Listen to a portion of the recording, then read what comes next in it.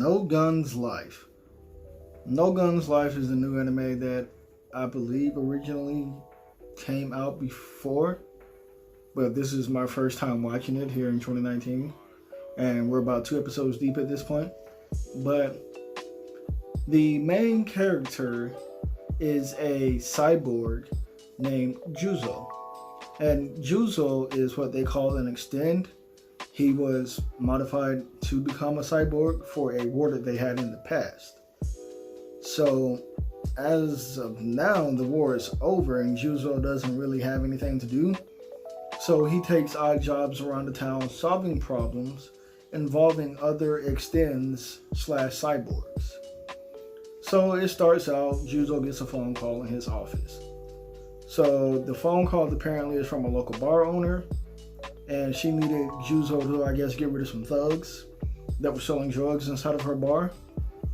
And from there, Juzo goes and gets rid of the thugs. We don't see it, but it's implied because she tries to pay Juzo, and Juzo told her to pick better customers.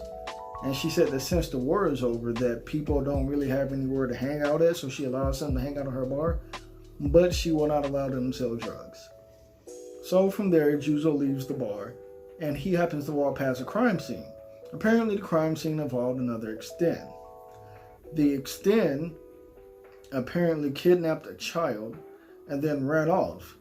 And when the police tried to stop this extend, the extend then shot the police officers and killed them, obviously.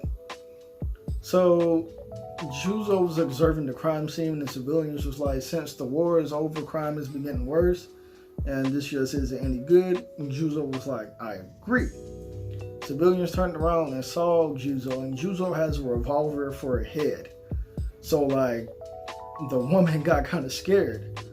But they call Juzo the Resolver because he solves problems throughout the city. That's like, it's okay, it's fine, that's Juzo, the Resolver. So from there, Juzo heads back home to his apartment, and before he can even get into his office, the landlady peeks out the window and said, oh, Juzo, you're home. I thought you were already home because I heard a bunch of noise in your apartment.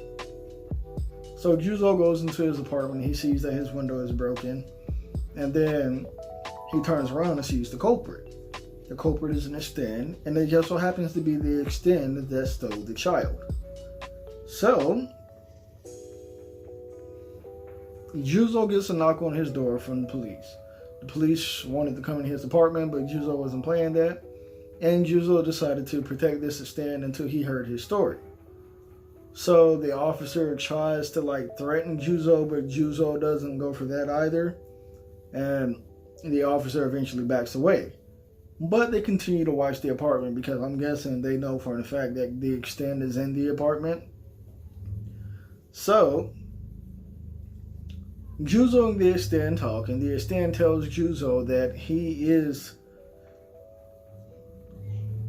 the extend tells Juzo why he decided to kidnap the orphan, and Juzo basically decides that he's going to protect this guy because basically what we find out is the extend is said orphan. That orphan can apparently project his consciousness into empty cyborg bodies, and then he can control them. So Juzo protects the kid, and he protects the body, and then he tells the kid to run away with the cyborg body.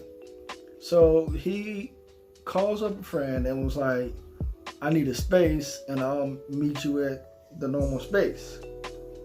So from there, Juzo meant to go meet the woman, but I'm guessing she didn't show up and this nun showed up. So Juzo was automatically suspicious because he decided to meet in a sketchy area and this nun showed up. The nun just so happens to not be a nun, and she works for this organization. And the organization, I guess, takes orphans and then experiments on them. And the boy is one of those orphans, and that's why he's trying to run away.